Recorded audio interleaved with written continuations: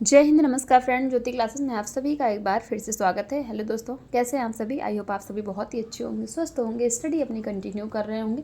चलते हैं हमारी आज की इवनिंग की क्लास की तरफ। जैसा कि आप सभी जानते हैं, इस चैनल के माध्यम से हम कर रहे हैं होम साइंस की सीरीज़, जिसमें क्लास 6 से 12th की बुक को कवर कर रहे हैं। और अभी तक फ्रेंड क्लास 6 से 11 तक की पढ़ाई हमने कंप्लीट कर ली है। जी हाँ, हम आ गए क्लास 12th में। आई होप आपने हमारी सारी प्रीवियस क्लासेस देखी होगी। नहीं देखी तो प्लेलिस्ट में जाइए, क्लासेस वाइज प्लेलिस्ट आपको प्रोवाइड कराएगी, जिनके माध्यम से आप अपने हर एक कॉन्सेप्ट को क्लियर कर सकते हैं। आपको जिस भी टॉपिक में जो भी डाउट है, क्योंकि सारे ही टॉपिक हमने बहुत ही डिटेल में पढ़े हैं। और इतने डिटेल में पढ़ने का एक ही उद्देश्य है, एक बार आप इस सीरीज़ को अच्छी तरीके से देखिए, समझिए, ताकि दोबारा आपको होम साइंस पढ़ने की आवश्यकता ना पड़े।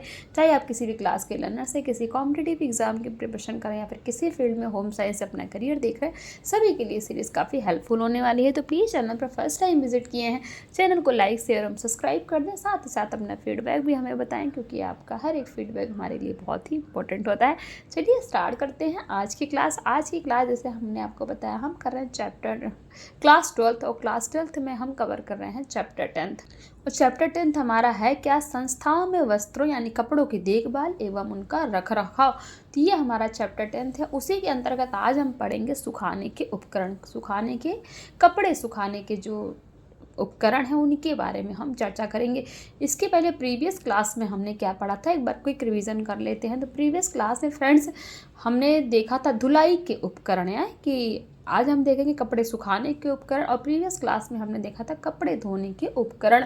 और कपड़े धोने के उपकरण के अंतर्गत हमने धुलाई मशीन देखी थी। दो प्रकार की मशीन देखी थी, पहला ऊपर से भराई वाली मशीन, दूसरा सामने से भराई वाली मशीन है। और इन मशीनों को भी 3 भागों में वर्गीकृत किया गया। पहला पूर्णतः स्वचालित यानी कि फुली ऑटोमेटिक, दूसरी हमने जो मशीन देखी थी सेमी ऑटोमेटिक, और तीसरी देखी थी मैनुअली ऑपरेटेड। तो ये 3 तरह की मशीनें हमने देखी थी। है स्वचालित मशीन की प्रक्रियाएं देखी थी, यानी कि जो हमारी स्वचालित मशीन होती है उसकी प्रक्रियाएं क्या होती हैं, जिसमें जल भरना, जल स्तर का नियंत्रण, जल के तापमान का नियंत्रण, धुलाई, आलोड़न, स्पंदन, अवपातन, खंगालना, जल निष्कर्षण यानी कि वाटर एक्सट्रैक्शन, चक्रण, स्पिनिंग, तली निकास, बॉटम ड्रेन, तली निकास एवं चक्रण का संयोजन यानी कि bottom drains and combination of spinning. तो ये सारी ही चीज़ें हमने प्रीवियस क्लास में पढ़ी थी, किसके अंतर्गत? स्वचालित मशीन की प्रक्रियाओं के अंतर्गत। आई होप आपने इस क्लास को देखा होगा।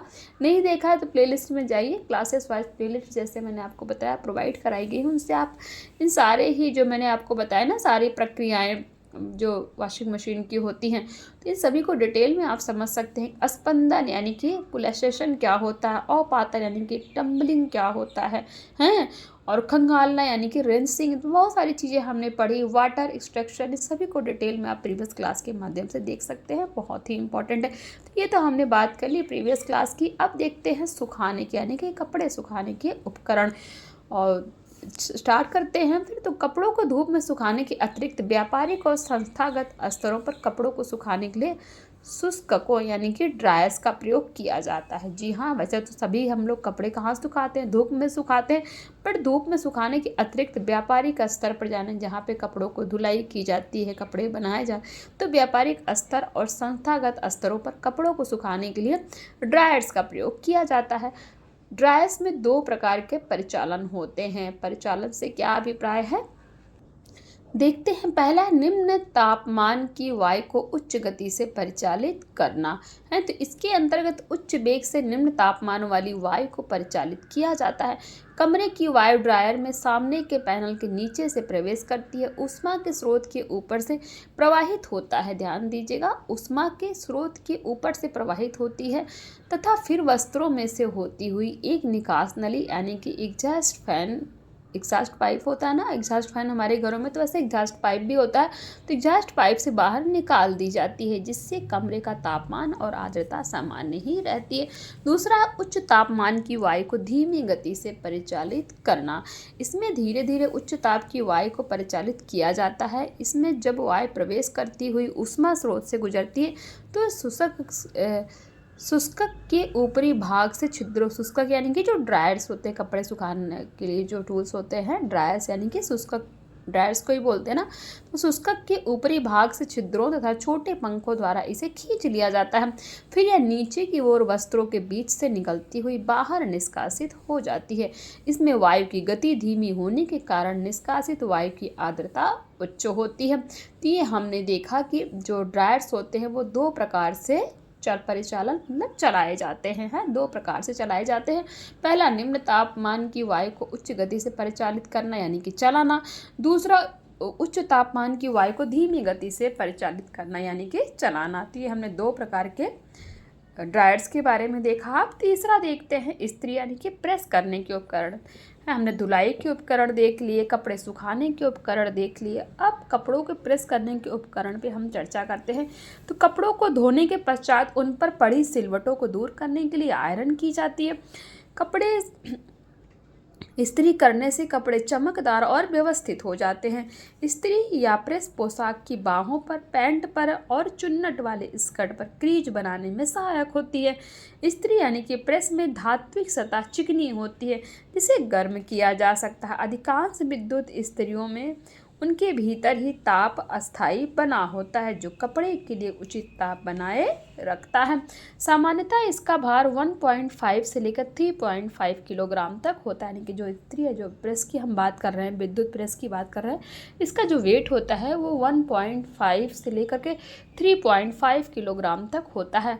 हल्की इस्त्री यानी कि जो हल्के प्रेस होते हैं तो इनका प्रयोग घरेलू उपयोग में किया जाता है, जबकि भारी वस्तुओं जैसे पर्दे, चादर इत्यादि के लिए भारी इस्त्री यानी कि भारी प्रेस का प्रयोग किया जाता है। भारत में अभी भी कोयले से गर्म की जाने वाले इस्त्रियों समझिएगा फ्रेंड, इस्त्री मतलब क्या है, प्रेस जो हम आयरन करते हैं तो इस्त्री बोलते हैं इसको। तो भारत में अभी भी कोयले से गर्म की जाने वाली इस्त्रियों का प्रयोग किया जाता है। कोयले की इस्त्री एक ढक्कनदार धातु के बक्से की तरह होती है जिसमें इस्त्री को गर्म करने के लिए कोयले का उपयोग किया जाता है ताकि इस्त्री जल्दी से गर्म हो सके। परंतु वर्तमान में अधिकांशतः विद्युतीय इस्त्री का प्रयोग यानी कि विद्युतीय प्रेस का प्रयोग किया जाने लगा है। इसके अतिरिक्त गैस से चलने वाली इस्त्रियों का भी प्रचलन है जो कोयले से चलने वाली इस्त्री से सस्ती होती है। ये देखिए 3 तरह की इस्त्री आप देख सकते हैं, अर्थात जो आयरन होता है। पहला है विद्युतीय जो हमारे घर में आजकल यूज होता है, लाइट से जो प्रेस चलता है वो विद्युतीय है। दूसरा कोयला आधारित इस्त्री है, ये कोयले से चलता है। तीसरा है गैस आधारित इस्त्री। फिगर के माध्यम से तीनों ही प्रेस को यानी कि आयरन को अच्छी तरीके से समझ पा रहे होंगे। अब कुछ क्वेश्चन देख लीजिए। क्वेश्चन 1 कहता है वस्त्र सामग्री को किस क्षति से मुक्त रखना चाहिए, यानी कि जो वस्त्र की सामग्री होती है उसको किस क्षति यानी कि नुकसान से मुक्त रखना चाहिए। क्वेश्चन 2 है धुलाई मशीनें कितने प्रकार की होती हैं। हमने कल भी पढ़ा था और आज ही रिवीजन किया कि धुलाई की मशीनें 2 प्रकार की होती हैं, एक ऊपर से भरने वाली और दूसरा जो है सामने यानी कि जो फ्रंट लोड मशीन, 2 प्रकार की होती हैं।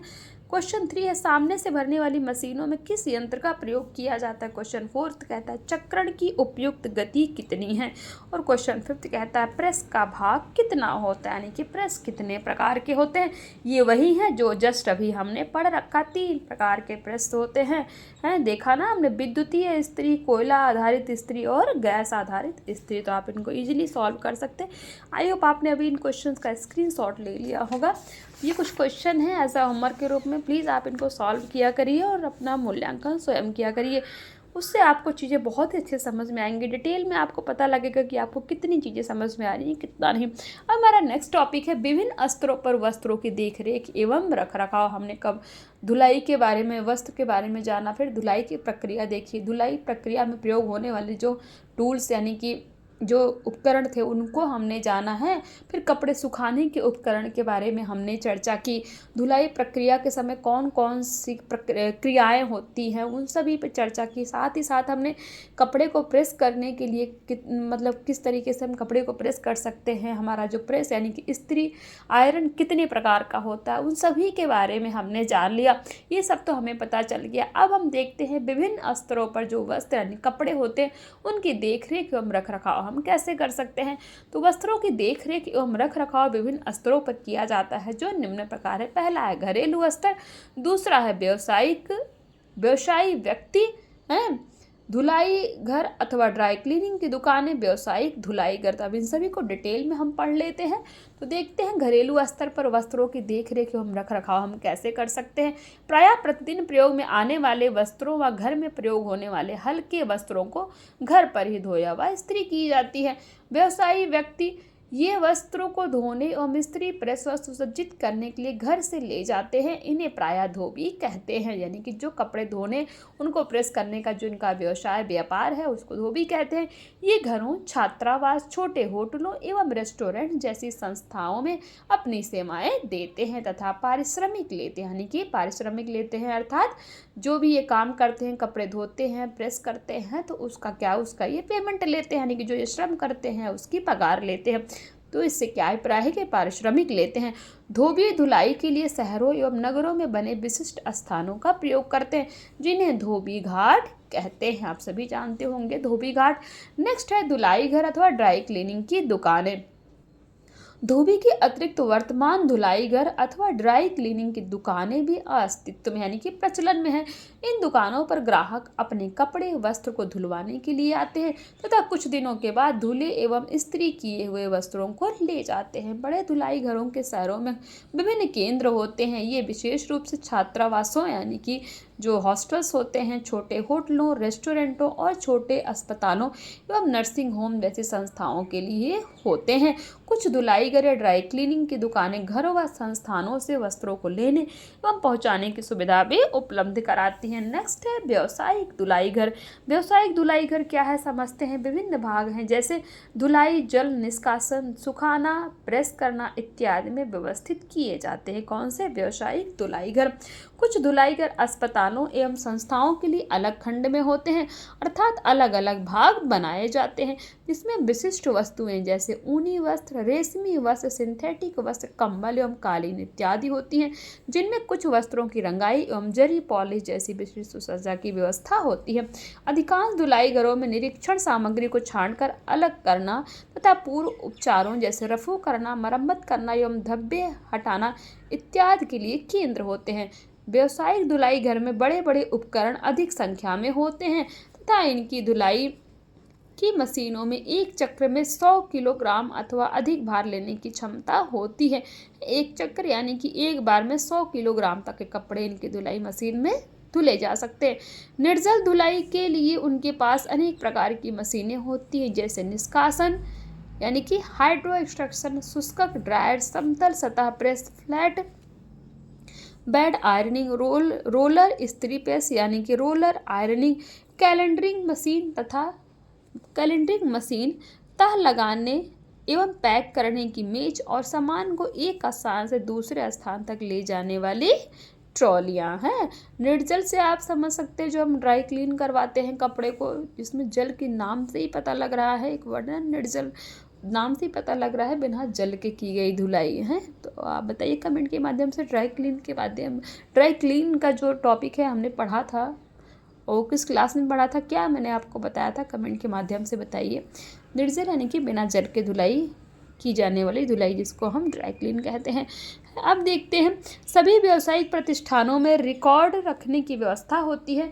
जब कोई वस्त्र यानी कपड़ा आता है तो उसका निरीक्षण किया जाता है तथा कोई भी नुकसान अथवा आवश्यक विशेषता को लिख दिया जाता है। इसके पश्चात एक रसीद दी जाती है जिस पर वस्त्रों की संख्या व प्रकार तथा उनके तैयार होने पर देय तिथि, डिलीवरी डेट लिखी जाती है कि कब इस कपड़े को तैयार करके यानी कि धुल के प्रेस करके दिया जाएगा। ग्राहक को दी गई रसीद के अनुरूप प्रत्येक वस्त्र पर कोड टैग लगाया जाता है, जिससे वस्त्रों की पहचान आसानी से की जा सके। है ये तो हमने देख लिया व्यावसायिक धुलाई घर के बारे में। संस्थाएं देखते हैं तो अस्पतालों, जेलों और होटलों जैसी बड़ी संस्थाओं को बिछाने के साफ कपड़ों, काम करने के कपड़ों या वर्दियों की लगातार आवश्यकता होती है। आमतौर पर इनके अपने धुलाई विभाग होते हैं। संस्था के संचालन के लिए वस्त्रों को व्यवस्थित रूप से एकत्र करना, उनकी धुलाई एवं समय पर देना बहुत आवश्यक होता है। 2 प्रकार की संस्थाओं के अंदर वस्त्रों की धुलाई एवं रख रखाव की अपनी व्यवस्था होती है। ये हैं अस्पताल और दूसरा हमारा क्या है, आतिथ्य सत्कार यानी कि गेस्ट रूम। तो दोनों को डिटेल में देख लेते। पहले अस्पताल के बारे में पढ़ते हैं। इनके धुलाई घरों में सफाई, स्वच्छता एवं विसंक्रमण पर विशेष ध्यान दिया जाता है। अस्पताल में मुख्यतः सूती एवं पक्के रंग यानी कि अस्पताल अथवा विभाग के विशेष रंग वाले कपड़ों को प्रयोग में लाया जाता है, जिन्हें आसानी से धोया जा सकता है। इन कपड़ों पर विशेष परिसज्जाओं यानी कि फिनिशिंग जैसे स्टार्च लगाने या सफ़ेदी लाने पर ध्यान नहीं दिया जाता। इनकी इस्त्री पर भी विशेष ध्यान नहीं दिया जाता है। कई अस्पतालों जिनमें संक्रमण होने का भय अधिक होता है, वहाँ प्रायः उपयोग के बाद फेंक देने वाली सामग्री यानी कि डिस्पोजल मटेरियल का प्रयोग किया जाता है। इस फेंकी हुई सामग्री को जलाकर नष्ट किया जाता है। अब देखते हैं अस्पतालों में धुलाई घर के कार्य की प्रक्रिया यानी कि अस्पतालों में किस तरीके से कपड़ों को धुला जाता है। तो अस्पतालों में धुलाई घर के कार्य करने की प्रक्रिया को निम्न प्रकार से समझ सकते हैं। पहला है कपड़ों को आपात विभाग यानी कि मुख्य ओटी यानी ऑपरेशन थिएटर, ओपीडी, बाह्य रोगी विभाग, विभिन्न विशेषता केंद्र एवं वार्ड से एकत्र किया जाता है। दूसरा जो प्रक्रिया होती है, एकत्र करने के बाद कपड़ों को भंडार या सीधे अस्पताल के धुलाई घर संयंत्र तक परिवहन माध्यम से पहुंचाया जाता है। तीसरा जो प्रोसेस अपनाया जाता है तो गंदे कपड़ों को छांटकर अलग किया जाता है, जैसे बिस्तर की चादर, साफ, हल्की, गंदी और ज़्यादा गंदी, रोगियों की पोशाकें, डॉक्टरों की पोशाकें, कंबल इत्यादि। नेक्स्ट जो प्रक्रिया होती है तो धुलाई 100 किलोग्राम प्रतिभार क्षमता वाली मशीनों द्वारा की जाती है। 100 किलोग्राम प्रतिभार क्षमता यानी कि ऐसी वॉशिंग मशीन का प्रयोग करते हैं जिसमें 100 किलोग्राम तक के कपड़े आ सके हैं। नेक्स्ट जो प्रोसेस है जल निष्कासन अपकेंद्री गति पर कार्य करते हैं तथा ये 60 से 70% नमी को वस्त्रों से हटा देते हैं। उसके बाद क्या होता है, कपड़ों को सुखाया जाता है और नेक्स्ट प्रोसेस होता है प्रेस करना, तह लगाना एवं ढेर लगाना, देन सुधार करना और अनुपयोगी सामग्री को अलग करना, पैकिंग, पैक करना और वितरण करना। तो ये सारी प्रक्रियाएं हमने देख ली कि जब अस्पताल में कपड़े की धुलाई की जाती है तो कौन कौन सी प्रक्रिया अपनाई जाती है। तो आई होप आपको ये समझ में आ गया होगा कि अस्पतालों में धुलाई करके कार्य करने की प्रक्रिया क्या होती है। अब नेक्स्ट जो हमारा है, हमने देखा दो संस्थाओं के बारे में हम पढ़ रहे थे। हमने अस्पताल के बारे में जान लिया कि अस्पताल में कपड़े की धुलाई कैसे की जाती है और उसकी प्रक्रिया क्या होती है। अब आतिथ्य सरकार यानी कि जो हमारे गेस्ट रूम्स होते हैं उनके बारे में हम थोड़ा जान लेते हैं। तो आतिथ्य सत्कार अर्थात होटलों एवं रेस्टोरेंटों के लिए सामग्री का सौंदर्य बोध और अंतिम सज्जा सबसे अधिक महत्वपूर्ण है। अस्पतालों की अपेक्षा यहाँ पर वस्त्रों की सामग्री भिन्न रेशों वाली होती है। धुले हुए वस्त्रों की अंतिम परिसज्जा यानी कि डेकोरेशन अर्थात स्टार्च लगाना, प्रेस करना आदि पर बल दिया जाता है तथा आवश्यकता पड़ने पर मेहमानों के व्यक्तिगत कपड़े की धुलाई का भी ध्यान रखा जाता है। छोटे होटलों में धुलाई संबंधी कार्य बाहर के व्यावसायिक धुलाई घरों से कराया जाता है। व्यावसायिक धुलाई घरों के समान ही अस्पताल में भी कपड़े इकट्ठे करने एवं प्रत्येक विभाग को उनके वितरण करने से संबंधित रिकॉर्ड रखने की पद्धति होती है, जिन्हें निम्न उदाहरण द्वारा समझा जा सकता है। तो ये आप देख लीजिए, धुलाई के कपड़े अस्पताल का नाम हो गया है, फिर रसीद संख्या हो गई, फिर देने वाले का नाम कि जिस व्यक्ति ने कपड़ों को दिया है, किस डेट को दिया है और किस समय यानी कि कितने बजे दिया है। फिर कपड़े का नाम जैसे कि चादर, कितनी चादर, सपोज 2 चादर है, फिर उसके ऊपर अपनी टिप्पणी, अपनी प्रतिक्रिया लिखनी है। ओढ़न की चादर सफ़ेद कितनी है, उसकी अपनी टिप्पणी, अपनी प्रक्रिया लिखनी है। तो इस तरीके से जो है कपड़ों को इकट्ठा करके और उनके वितरण रखने की संबंधी रिकॉर्ड अपनाया जा सकता है अस्पतालों के माध्यम से। आई होप ये आपको समझ में आ गया होगा।